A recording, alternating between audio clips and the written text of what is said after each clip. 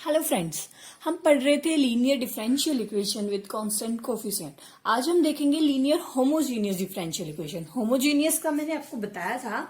Homogeneous हमारी equation कब होती है? जो हमारी इस टाइप की इक्वेशन की थी हमने,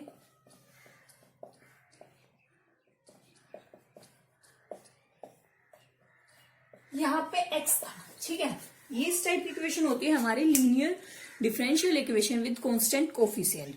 जब हमारा ये x जीरो हो जाता है, x इक्वल टू जीरो, तब वो हमारी हो जाती है होमोजीनियस इक्वेशन, ठीक है। अगर x नॉन जीरो होता है तो नॉन होमोजीनियस होती है। तो आज हम देखेंगे लीनियर होमोजीनियस इक्वेशन जब ये x जीरो होता है। अगर हमारी इसी टाइप की सिंपल इक्वेशन है तो इसका सॉल्यूशन पहले बताया हुआ है, उसमें आपको कुछ नहीं करना होता, कॉम्प्लीमेंट्री फंक्शन फाइंड करना होता है, वही इसका आंसर होता है, ठीक है। नॉन होमोजीनियस होते हैं तो हम कॉम्प्लीमेंट्री फंक्शन के साथ साथ पर्टिकुलर इंटीग्रल भी फॉर्म करते हैं। उसके लिए आप पहले 4 वीडियो बनाई हुई है, वो देख लेना। 4 पर्टिकुलर इंटीग्रल के केस हैं और कॉम्प्लीमेंट्री केस है, ठीक है। इसका तो सॉल्यूशन होता है हमारा CF प्लस PI टाइप में। इसके निकालने के अलग मेथड है, इसके अलग मेथड है, ठीक है।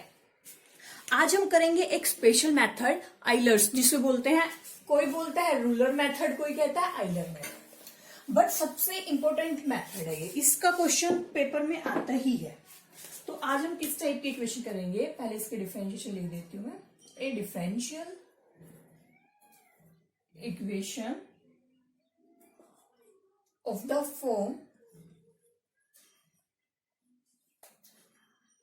a naught xn dny upon dxn plus a1 xn minus 1 dn minus 1 y upon dx minus 1 plus a and y equal to x, ठीक है। x हमारा यहाँ पे 0 होगा, बट मेन इक्वेशन ये होती है। जहां पे वो थी सिंपल इक्वेशन, वहां पे ये x वाला एलिमेंट नहीं था, जो यहाँ पे ये एक्स्ट्रा आया है। इस टाइप की इक्वेशन को सोल्व करने के लिए हमारा होता है रूलर मेथड या Euler's method. Most important method है ये, ठीक है। क्वेश्चन आता ही है। जैसे हम इस इक्वेशन को कैसे लिख सकते हैं? a nought xn dn plus a1 xn minus 1 dn minus 1 plus an y equal to x। मैंने बताया हुआ है d हमारा dy बाई dx होता है। d का मतलब होता है डिफरेंशिएशन, तो हमने सिर्फ इस टर्म को d से डिनोट किया है, ठीक है। तो हम आइलर मेथड हमारा क्या कहता है? इस टाइप की इक्वेशन को पहले हमें सिंपल इक्वेशन में पुट करना होता है, ताकि हमारा जो ये वाली टर्म है वो सिंपली इस टाइप से बन जाए, जैसे हमने पहले क्वेश्चन किए थे लीनियर डिफरेंशियल इक्वेशन, वो डायरेक्ट बन जाए, ठीक है। फिर हम क्या करेंगे? सिर्फ उसका हम इक्वल टू 0 करेंगे और कॉम्प्लीमेंट्री फंक्शन फाइंड करेंगे। पहले उसकी ऑक्सिलरी इक्वेशन बनाएंगे, फिर जैसे सोल्व करते हैं सेम वैसे ही मेथड है। तो इस टाइप का मेथड आता कैसे है, इसको कैसे सोल्व करते हैं? और जो यहाँ पे ये है a note a1 a note a1 से an, ये सारे कॉन्स्टेंट्स हैं, ठीक है। जो x है ये वाला, ये फंक्शन ऑफ x है। तो हमारी इस इक्वेशन को बोलते हैं linear homogeneous differential equation with constant coefficient, जो हमारा मेन टॉपिक है, ठीक है। तो हम देखते हैं इस टाइप का क्वेश्चन कैसे सोल्व करते हैं और आइलर्स मेथड मेनली होता क्या है। ये था इसका ओवरव्यू। अब मेन देखते हैं। तो हम इस टाइप के इक्वेशन को सोल्व करने के लिए क्या करते हैं? मैं मेथड बता रही हूँ किस लिए करते हैं। हम लेट करते हैं x को e की z, ठीक है। उससे हम लिखते हैं z को ट्रांसपोर्ट कर लो, z हो जाएगा हमारा log। तो इसमें लेते हैं z हमारा आ गया log x, ठीक है। कुछ नहीं किया, दोनों साइड एक्सपोनेंशियल फॉर्म लिया, log फंक्शन लेके हम सिंपली सोल्व कर सकते हैं। ये याद रखना चाहिए, बहुत ही इंपॉर्टेंट टर्म है दोनों, ठीक है। फिर इसके बाद हमने इसका किया differentiation, dy by dx equal to, अगर हमारा x z y 3 टाइप का हो गया तो ये पार्शियल फॉर्म में हो गया, ठीक है। एक से ज्यादा हो गया तो हम इस टाइप के लिए कैसे करते हैं? dy by dz by dx, ठीक है। वैसे d की जगह डेल आता है, बट हम तो प्रोसीजर कर रहे हैं, हमें कहीं लिखना नहीं होता, सिर्फ हम एक मेथड बता रही हूँ मैं, आता कैसे है आपको। तो dy by D Z, D Z by D X को हम इससे कर सकते हैं, तो ये क्या आएगा हमारा, इससे करेंगे D Z by D x आएगा, log x का होता है 1 बाई एक्स, तो 1 by X D Y by D x.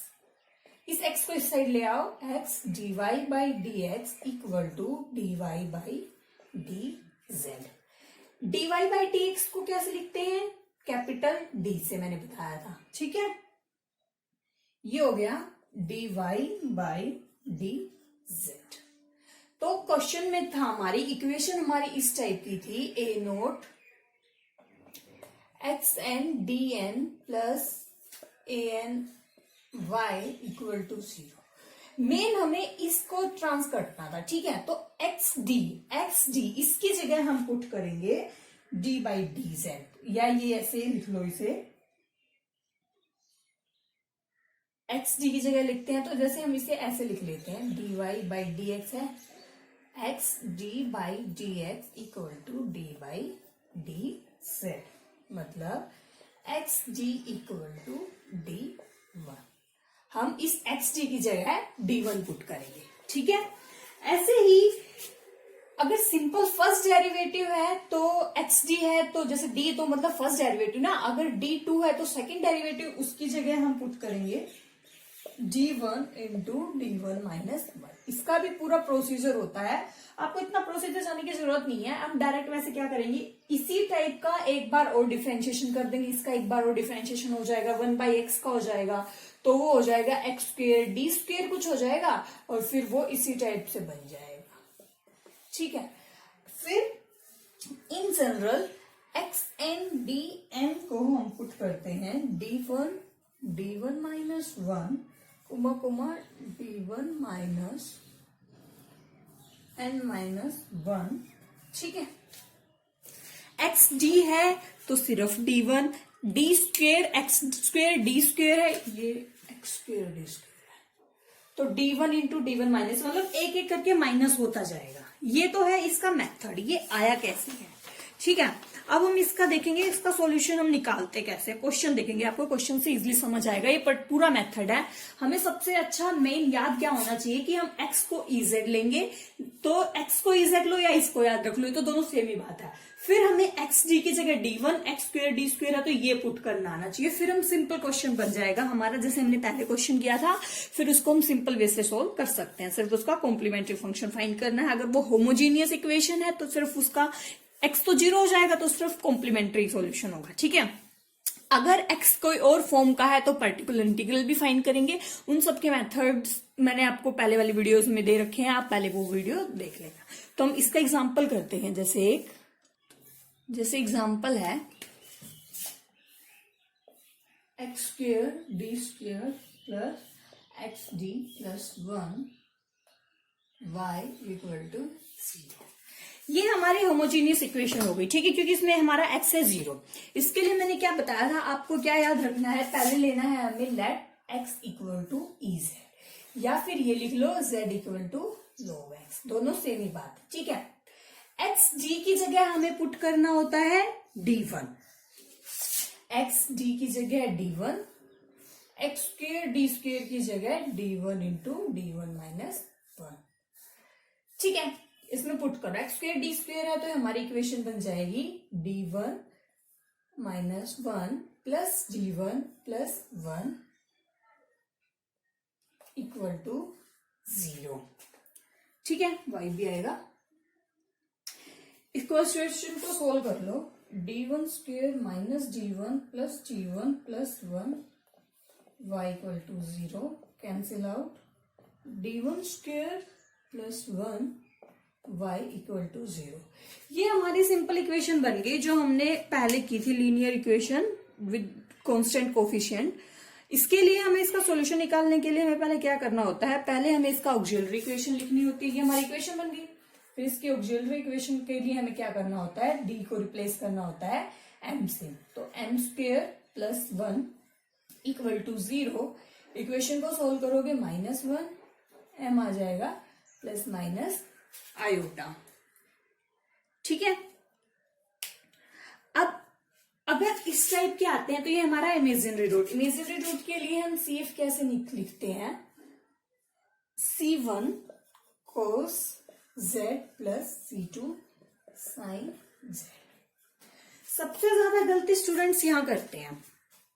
अब हमें क्या करना है, अब हम इस फंक्शन को x की फॉर्म में नहीं लिख सकते, जैसे cos x sin x नहीं होगा। क्यों नहीं होगा, हम x की जगह e की z लेके चल रहे हैं। हम यहाँ पे ये z का फंक्शन बना है, इसीलिए मैंने आपको मेथड बताया है पहले कि हम यहाँ पे z और x में क्या डिफरेंस करते हैं। ठीक है, जो हमने मेथड सीखा था ये आता कैसे है, कहां से आता है, तो उसमें हमने देखा था, हमने इसे z की फॉर्म में चेंज किया था। जो हमारा ये d1 था वो हमारा dy बाई dz था, तो ये z का फंक्शन था, y के रिस्पेक्ट, y का z के रिस्पेक्ट में डिफरेंशिएशन था। ठीक है, तो ये फंक्शन हमारा z के आएगा। बट हमारे क्वेश्चन में हमें आंसर निकालना है x की फॉर्म में, y और x की फॉर्म में। तो हमने यहाँ पे जो लेट किया था वो वैल्यू दोबारा पुट करनी है, और हम जल्दबाजी में वैसे भूल जाते हैं क्या पुट करना होता है, बट फाइनल आंसर ये होगा इसका। y इक्वल टू जो सॉल्यूशन होगा वो ये होगा, z की जगह तुम पुट कर दो log x, C1 cos log x plus C2 sin log x, ये होगा इसका फाइनल आंसर। ठीक है, अगर हमारा इसकी जीरो की जगह कुछ और दिया तो हम पर्टिकुलर इंटीग्रल भी निकाल लेते। अब यहाँ पे नहीं दिया, ये होमोजेनियस इक्वेशन है, तो इसके लिए सिर्फ हमारे आंसर हो जाएगा C1 cos log x plus C2 sin log x। ये करना मत भूलना, यहाँ पे सारा क्वेश्चन हमें मेनली जैसे एग्जाम्स में क्वेश्चन होता है तो ऑप्शन दिए होते हैं, ये भी ऑप्शन मिलता है, ये भी ऑप्शन मिलता है, तो जल्दबाजी में हम यहाँ तक सोल्व करके ये ऑप्शन टिक कर देते हैं, बट वो हमेशा गलत हो जाता है। पहले हमें जो लेट किया था उसको वापस पुट करना जरूरी है, तो ये आंसर है, इसको ध्यान रखना। ठीक है, तो ये था इस टाइप का क्वेश्चन। अब जैसे एक क्वेश्चन मैं बताती हूँ पर्टिकुलर इंटीग्रल वाला, भाई उसे कैसे करते हैं। जैसे हमने ये क्वेश्चन किया पर्टिकुलर मेथड वाला, मैं इसी में बता देती हूँ। अगर यहाँ पे 0 की जगह हमें x दिया है, ठीक है, x दिया है तो हमें इसका तो हमने कॉम्प्लीमेंट्री फंक्शन निकाल लिया था, इसका आंसर क्या आएगा। अब x का लिए पर्टिकुलर इंटीग्रल भी निकालना पड़ेगा, क्योंकि y तो हमारा CF प्लस PI आएगा ना।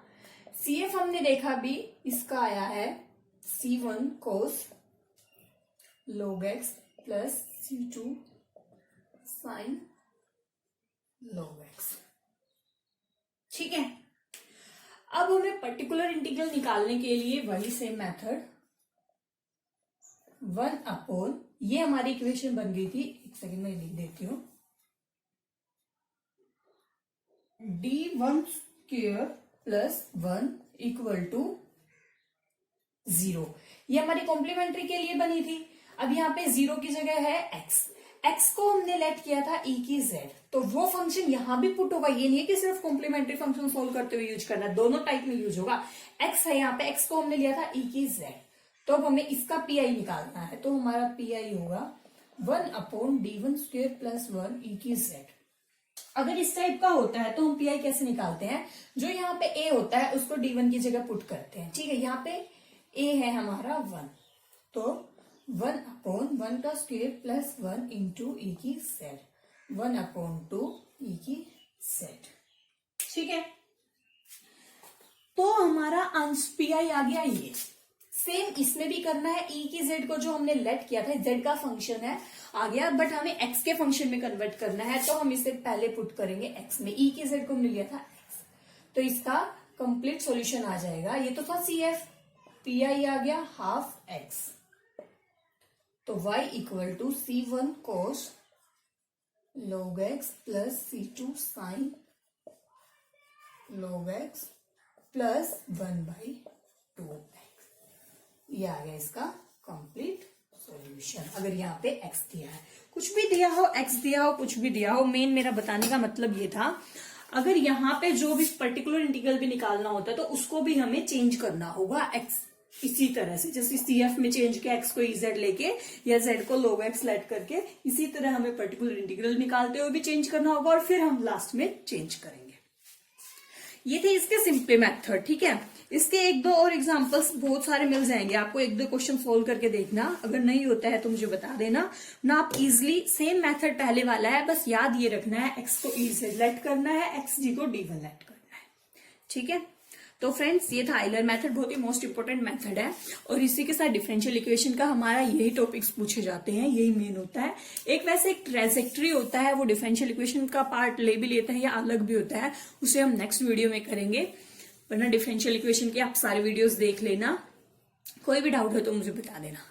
थैंक यू फ्रेंड्स, वीडियो अच्छी लगी हो तो लाइक करना, चैनल को सब्सक्राइब करना मत भूलना। Thank you.